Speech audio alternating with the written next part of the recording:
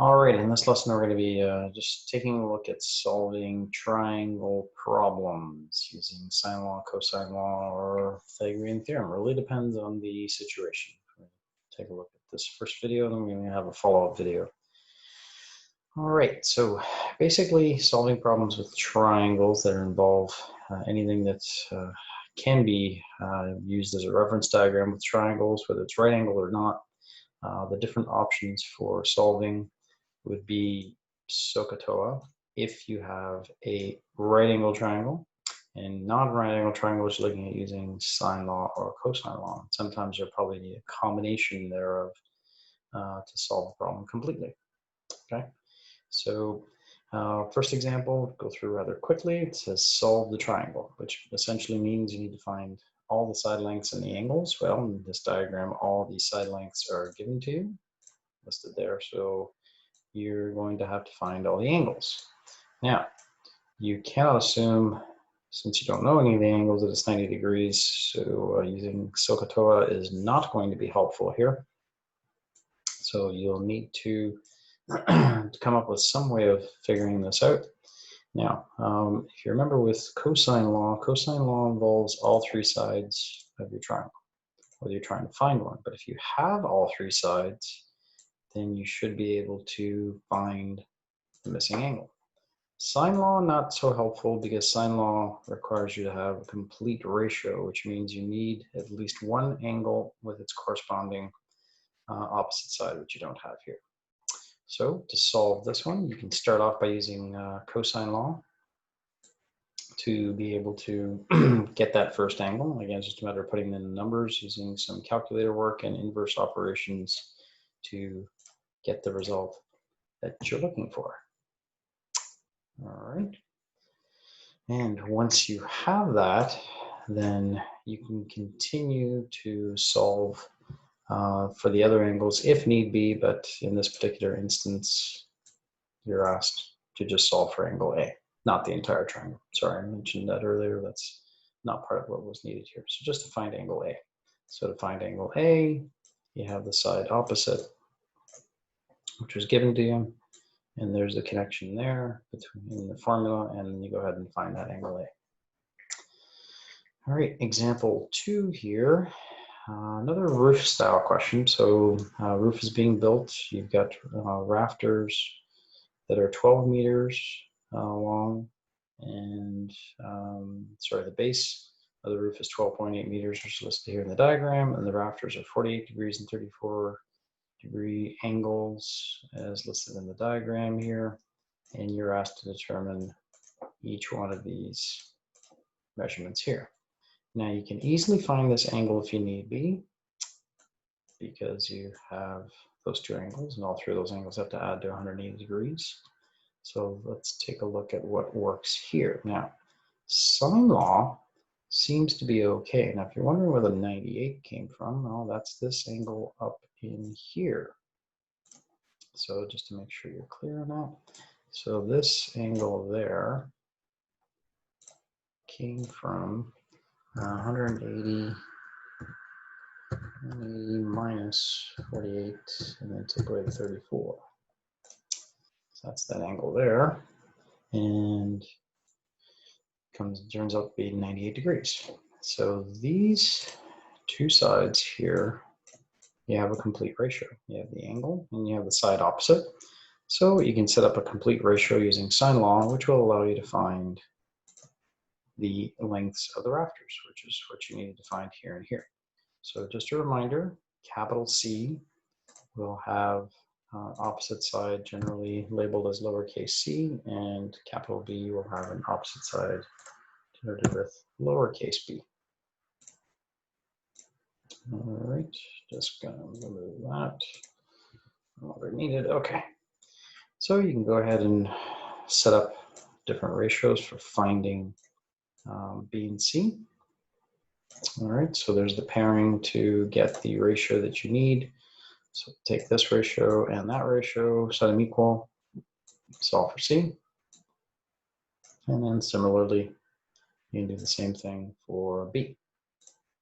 So side length B, and you're going to be setting up a very similar ratio between those sides there. So again, the completed ratio with the incomplete ratio with the side B, and then just solving for B to get your final result there. And that was the goal for the two questions.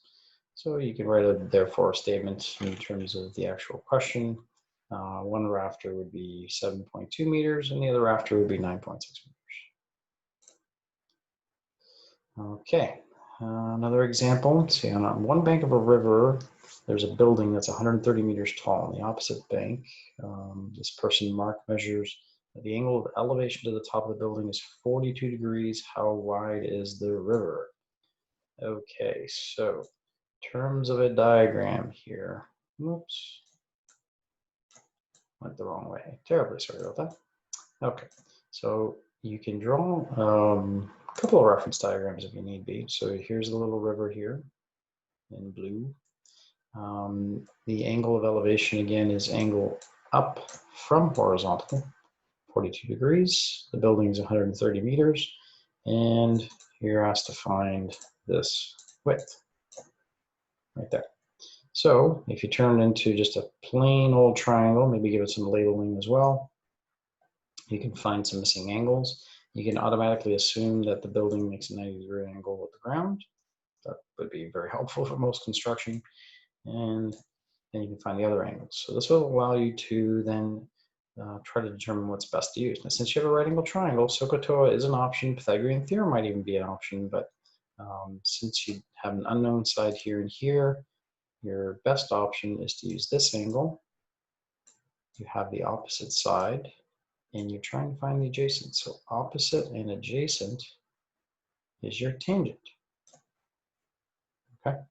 Now you could also use tangent of 48 degrees. So let's see how this works. So if you wanted to use that, so you could use this, the opposite and adjacent that way. So either one of these formulas will allow you to, this one here, find your side length C. And you have to choose whichever one comes to mind, or if you just do one right away and happens to work, then that's fine.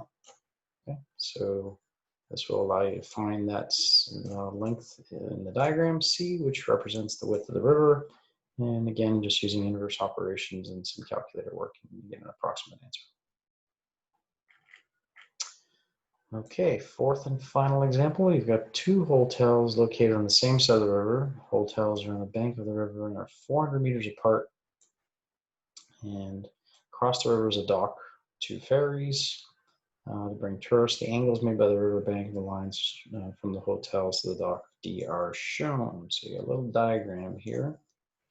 Okay, so two hotels, that's what the H's are, 400 meters apart. So there's the 400 meters in the diagram there. Okay, across the river, so you're going to assume this is a river here flowing through, is a dock, hence the letter D, and it's bringing boats straight across. So the angles made by the riverbank and the lines drawn from the hotels to the dock. So from the hotels to the dock, those lines make certain angles. All right. Okay. So where are those numbers coming from? Well, they're given to you. So why are they given? Because without those numbers, then you would have some issues trying to solve the problem. Because the question here is how far is each hotel from the dock? So you're trying to find distance from this hotel to that dock and from this hotel to the dock. So in the diagram I've labeled it X and Y. So again, you have a right angle triangle, but you also have this larger non-right angle triangle. So the question is, what are you going to use to solve? So there may be a couple of different ways here, but probably your best bet, since you have 2 out of the 3 angles, you can find this measurement there, get the third angle, use its opposite side of 400 to get a complete ratio for sine law, and then you have incomplete ratios with those two, and you should be able to find angle D if you need to do that, but you can more simply just calculate D by subtracting from 180. So this is something you do have to kind of keep in mind, that there are different ways of finding angle measurements if you need to. But in this particular case, this is the simplest way to get D. And then you're going to use that to find X and Y. So much like in the previous question. So you get sine law to help you out there. Okay. And that will give us those blue lines in the diagram, the X's and the Y's. Part B, the width of the river. Now the width of the river creates this 90-degree angle there. So we always have to assume that these types of measurements form 90-degree angles there. And that's part of the assumption of making diagrams and understanding word problems. So here you do have a right angle triangle with one angle is 50 degrees. And you don't really know this piece because that's a piece of the 400, but you do have the Y measurement. So that might help, because if you're trying to find W, which is opposite the 50, and then the Y, which in this smaller triangle is your hypotenuse, so opposite and hypotenuse. I wonder what that gives us. It gives us a sine ratio, that's right. So opposite is W divided by hypotenuse, which in this case is your Y variable. So that's where this is coming from. All right. And that will allow us to find W, which is the width of the river. So simple little trig ratio, set it up, inverse operations, and you get your width of the river. So again, it's a matter of just setting up the triangles using your diagrams and seeing which formula is appropriate to get through some of these problems.